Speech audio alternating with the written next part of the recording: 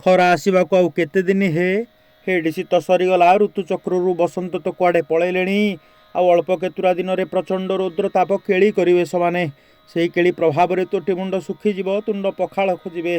अतएव प्राक प्रस्तुति स्वरूप गंजाम खंदाशाल आज पखाड़ पुंजे होती आहा पिंछारे अछंती भात गंडाक जल मध्य रहीण कर कमल स्पर्श अपेक्षार पखाड़ पिंछा बाम पार्श्वर कंसा चढ़ुआ पृष्ठभाग पातल कटा आलू भजा।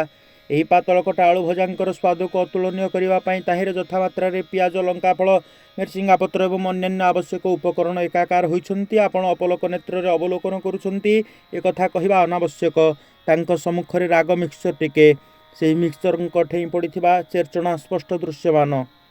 तेबे एबे वार्ता प्रदान करिवार समय सरी आसिलेनी तेणु आपणक निकटरू विदाय नेबापाई अनिच्छुक सत्वे जीवापाई बाध्य कौन करवा सब आरंभर गोटे तो अंत थाए से आज लगी एतिकी। नमस्कार।